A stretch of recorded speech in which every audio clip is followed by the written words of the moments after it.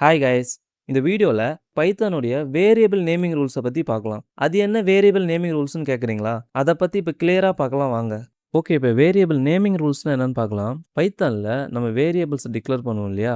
அதாவது அ A = 10, B = 20 இந்த மாரி வேரியபிள் நேம வந்து டிக்ளேர் பண்ணுவோம் இல்லையா? ஸோ இந்த நேம டிக்ளேர் பண்றதுக்கு, அதாவது இந்த நேம கிரியேட் பண்றதுக்கு சில ரூல்ஸ் இருக்கு.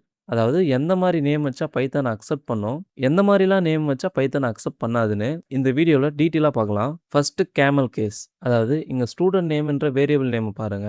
இதுல 2 வார்த்தைய ஜாயின் பண்ணி எழுதியிருக்காங்க. பட் 2வது வார்த்தையில இருக்கிற இந்த என் பாருங்க கேப்பிட்டல் லெட்டர்ல இருக்கு. இத தான் நம்ம கேமல் கேஸ்ன்னு சொல்லுவோம். அதாவது இப்போ 2 வார்த்தைய ஜாயின் பண்ணி எழுதும்போது செகண்ட் வார்த்தையோடைய ஃபர்ஸ்ட் லெட்டர் மட்டும் கேப்பிட்டல் லெட்டர்ல போடணும். அததான் கேமல் கேஸ்ன்னு சொல்லுவோம். இப்போ பைத்தான்ல வேரியபிள் நேம்க்கு இந்த மாரி நேம் வச்சா அது அக்செப்ட் பண்ணிக்கும். அதே மாரி ஸ்மால் லெட்டர் எல்லாமே ஸ்மால் லெட்டரா இருந்தாலும் அக்செப்ட் பண்ணிக்கும். அதாவது ஒரு வேரியபிள் நேம்ல இருக்கிற எல்லா லெட்டர்ஸும் ஸ்மால் லெட்டரா இருந்தாலும் அது அக்செப்ட் பண்ணிக்கும். இல்ல ஒரு வேர்டோடைய ஃபர்ஸ்ட் லெட்டர், இப்போ நீங்க ஒரு வேரியபிள் ஸ்டூடண்ட் டிக்ளேர் பண்றீங்கன்னா இதுல எஸ் மட்டும் கேப்பிட்டலா கொடுத்தாலும் அது அக்செப்ட் பண்ணிக்கும். நெக்ஸ்ட் எல்லா லெட்டர்ஸுமே கேபிட்டல், இதுவுமே வேலிட் தான். இப்போ நீங்க ஒரு வேரியபிளுக்கு ஃபுல்லாவே கேப்பிட்டல் லெட்டர்ல பேர் வைக்கிறீங்கன்னா பைத்தான்ல இதுவுமே வேலிட் தான். இங்க நெக்ஸ்ட் பாருங்க, 2 வேர்ட அண்டர்ஸ்கோர் போட்டு ஜாயின் பண்ணி போட்டிருக்கேன். அதாவது டோட்டல்ன்றது ஒரு வேர்டு, பிரைஸ்ன்றது ஒரு வேர்டு. இது ரெண்டும் அண்டர்ஸ்கோர் வச்சு நான் ஜாயின் பண்ணி டோட்டல் பிரைஸ்னு ஒரு சிங்கிள் வேரியபிள் நேமா கொடுத்துருக்கேன். இதை வந்து ஸ்னேக் கேஸ்ன்னு சொல்லுவாங்க.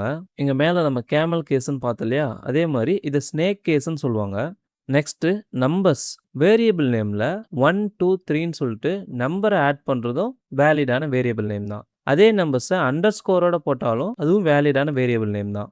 பட் எந்த மாதிரியான நேம்ஸ்லாம் நம்ம வேரியபிளுக்கு கொடுக்கக்கூடாதுன்னா, இங்க பாருங்க, நம்பர்ஸ்ல ஸ்டார்ட் ஆகி ஒரு வேரியபிள் நேம் வருது. இன்னொரு வேரியபிள் நேம் நம்பர்ஸ்ல ஸ்டார்ட் ஆகி அண்டர்ஸ்கோருக்கு அப்புறம் ஒரு வேர்டு வருது. இது பைத்தான்ல அக்செப்ட் பண்ணாது.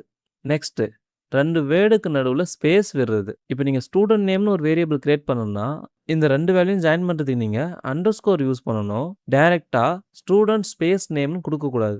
இதுவும் பைத்தான் அக்செப்ட் பண்ணிக்காது. நெக்ஸ்ட் ஸ்டூடண்ட் நேம ஐஃபன் வச்சு கொடுக்கலாமா? அதுவும் தப்பு. ஒன்லி அண்டர்ஸ்கோர் தான் கொடுக்கணும். ஐஃபன் கொடுக்கக்கூடாது. ஸோ இதுவும் பைத்தான் அக்செப்ட் பண்ணிக்காது.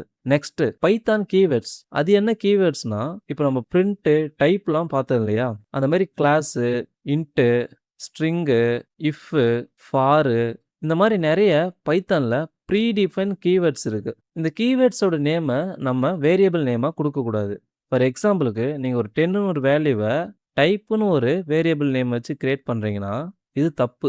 பிகாஸ் டைப்புன்றது ஆல்ரெடி ஒரு ஃபங்க்ஷனாக, அதாவது பைத்தானில் ஒரு ப்ரீ டிஃபைன் கீவேர்டாக இருக்குது. அதை நீங்கள் வேரியபிள் நேமாக யூஸ் பண்ணக்கூடாது. ஸோ நீங்கள் எப்போவுமே வேரியபிள் நேம் கிரியேட் பண்ணும்போது இங்கே இருக்க ரூல்ஸை மட்டும் ஃபாலோ பண்ணி கிரியேட் பண்ணிக்கிங்க. இங்கே இருக்க ரூல்ஸை அவாய்ட் பண்ணிடுங்க. இப்போ உங்கள் எல்லார் மைண்ட்லேயும் ஒரு கொஷின் வரலாம், ஏன் இந்த மாதிரி நேம் கொடுத்தா ப்ரோக்ராம் என்ன ஆகும், அவுட்புட் வராதா, என்ன நடக்குன்னு இப்போ நம்ம ஒரு சாம்பிள் ப்ரோக்ராம்லாம் பார்க்கலாம். பைத்தானை ஓப்பன் பண்ணிக்கிறேன். ஒரு நியூ ஃபைல் கிரியேட் பண்ணிக்கிறேன். கிரியேட் பண்ண ஃபைலை வேரியபிள் ரூல்ஸ்னு நேம் வச்சு சேவ் பண்ணிக்கிறேன். ஓகேங்கண்ணா, ஜஸ்ட்டு ஸ்டூடண்ட் அண்டர்ஸ்கோர் நேம்னு கொடுக்குறேன். இதில் விஜய்னு ஒரு நேமை ஸ்டோர் பண்ணுறேன். இப்போ பிரிண்டில் இந்த நேமை பிரிண்ட் பண்ணுறேன். இப்போ ப்ரோக்ராமை ரன் பண்ணுறேன். எனக்கு அவுட்புட் கரெக்டாக வந்துடுச்சு. இதுவே நான் ஸ்பேஸ் விட்டு ரன் பண்ணுறேன்.